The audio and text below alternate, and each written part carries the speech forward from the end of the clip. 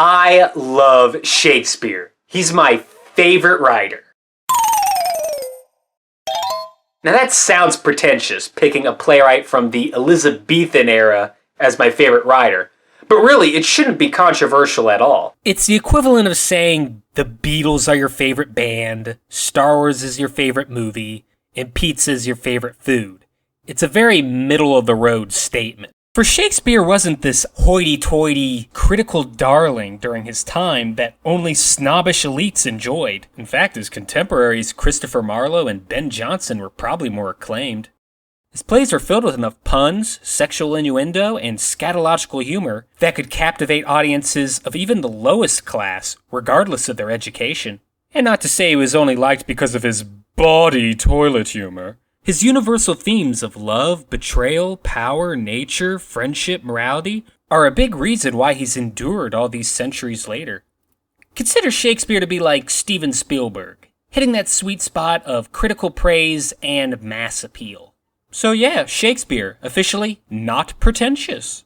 Now if I said Francis Beaumont was my favorite writer, fine, call me pretentious. The best thing about Shakespeare, in my opinion, is that his plays can be adapted, interpreted, or performed in any context, regardless of the setting, cast, or genre. The only limit's the director's imagination.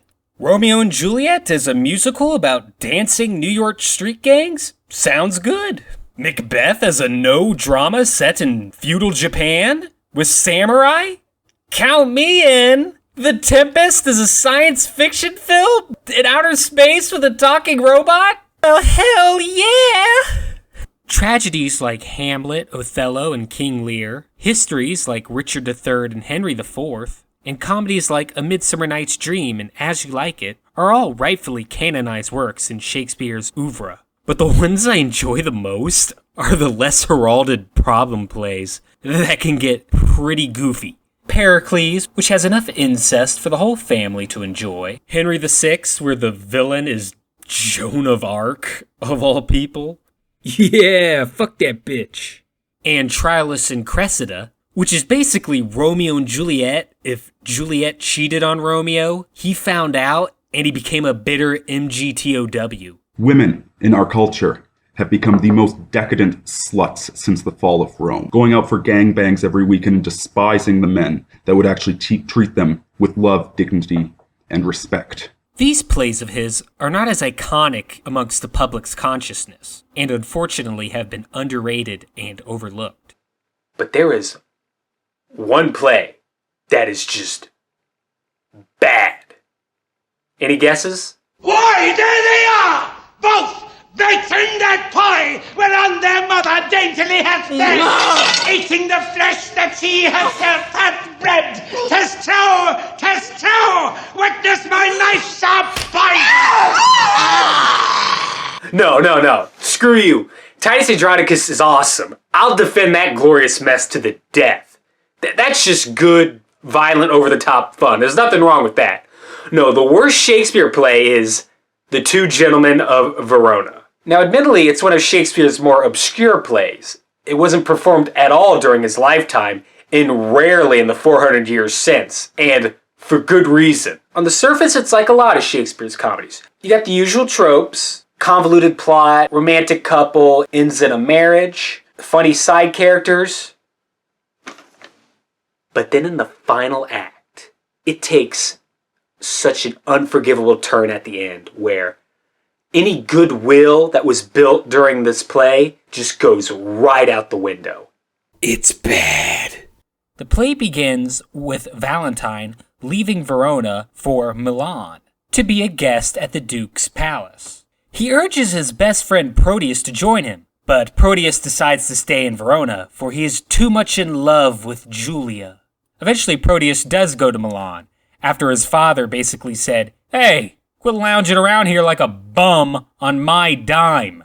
So Proteus bids farewell to his love Julia, vowing fidelity as they exchange rings. We then are introduced to Launce, the servant of Proteus, who must now leave with his master to Milan. And I will say, the one good thing about this play is Launce and his pet dog Crab.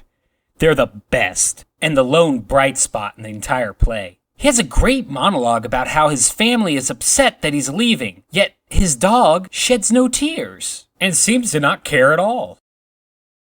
He then reenacts these goodbyes by using nearby objects to represent each family member. His right shoe being his father, his other shoe with the hole in it being his mother, and so on and so forth. It's a really funny scene that you need to see performed to truly appreciate.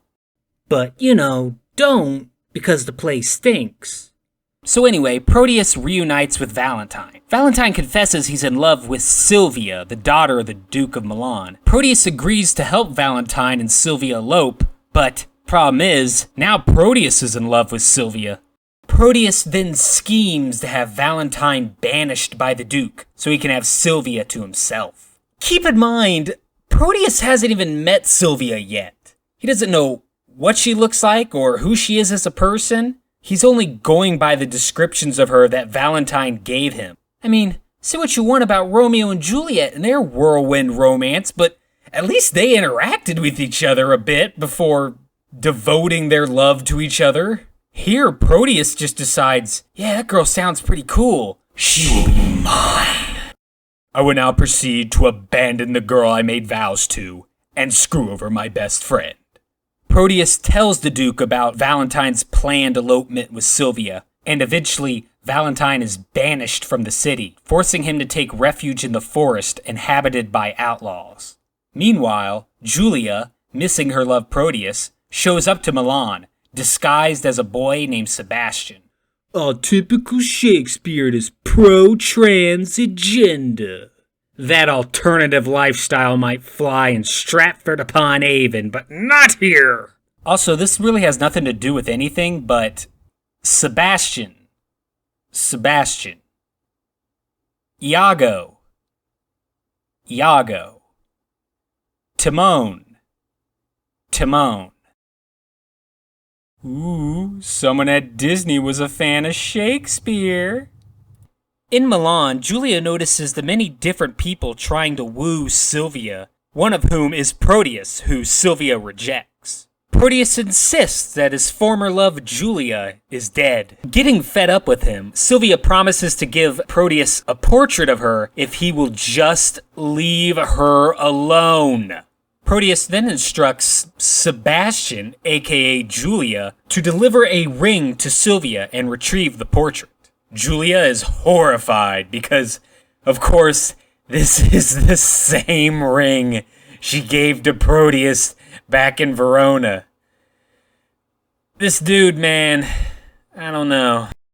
Sylvia turns over the portrait as promised, but refuses to accept the ring since it belonged to a former lover of Proteus. As Sebastian describes Julia, Sylvia is moved to learn how Proteus has wronged her, causing Sylvia to flee Milan, but she ends up getting captured by the forest outlaws. The outlaws attempt to take her to their leader, Valentine, who they promise will not harm her, but she is then rescued by Proteus and Sebastian. Proteus pursues Sylvia deep into the forest, but she still rejects his advances. Not taking no for an answer, Proteus threatens to rape Sylvia if she does not submit to his love and love him in return. Valentine then steps forward to challenge Proteus. And here, right here, is when the entire play comes falling apart. Proteus has an epiphany at how horrible he has become. What monster am I? And begs for forgiveness from his former best friend. Valentine accepts this apology. Sebastian faints, revealing him to be Julia in disguise. Proteus is then reminded, oh wait, it was Julia who I loved all along. And he's overjoyed to see her. The Duke pardons Valentine and the outlaws, and the two couples get married, living happily ever after. I mean, what the fuck was that? We hope you've enjoyed No Moral Theater. I mean, what was that?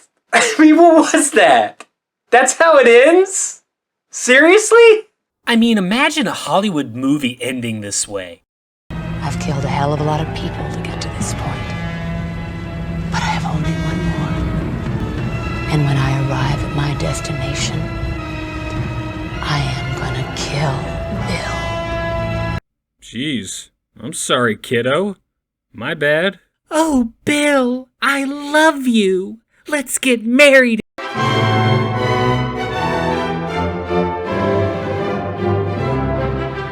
See, isn't that terrible? That's awful.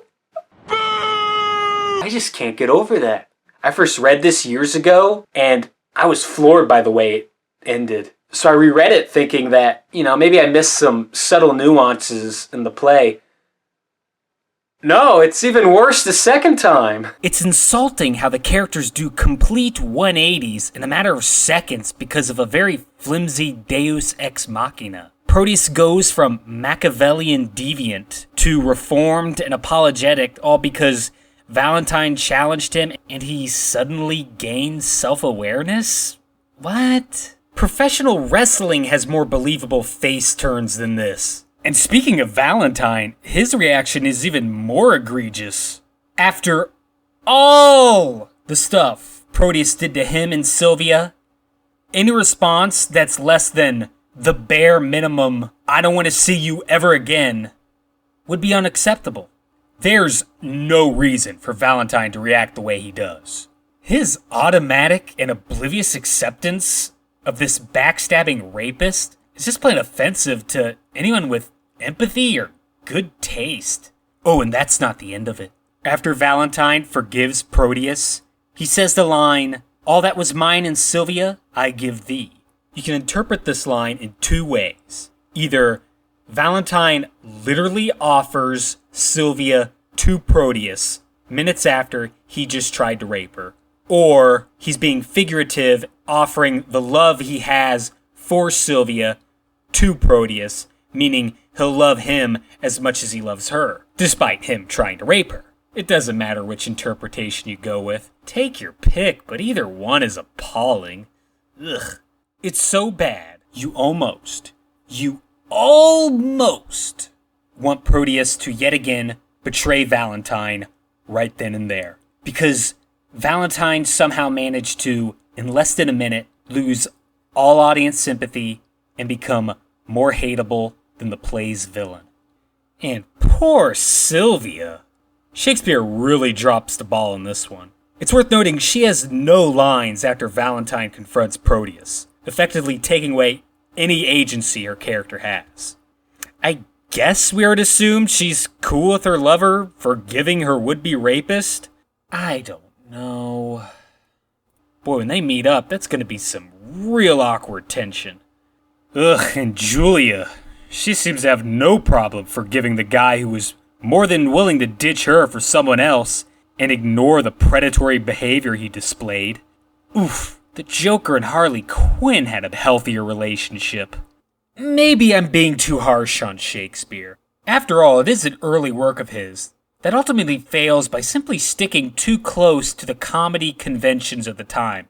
A forced happy ending, regardless of the obscene and absurd leaps in character motivation that preceded it. Shakespeare would thankfully greatly improve on this as his career progressed. And besides, this play is essentially a remake of previous source material. It's not his fault the ending was dead on arrival. Shakespeare's just trying to do right by the original author. So really, I should be bashing this Giovanni Boccaccio fella.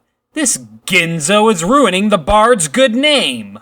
Okay, in this version, the Valentine character finds out about Proteus's attempt to seduce Sylvia, and they trade places on the wedding night to keep their friendship intact? I mean, that's still pretty bad, but there's no backstabbing or threats of sexual assault? Oh my god, Shakespeare managed to make that even worse! I hate to do this, but sorry, Shakespeare. You are no longer my favorite writer. You have been demoted. My favorite writer is now the guy who made those Captain Underpants books. You know what the play should have focused on? Lots and Crab, there's the real love story! Oh, Crab. I know you don't show it, but I know deep down you love me as much as I love you. Hey, you should kill your family. What?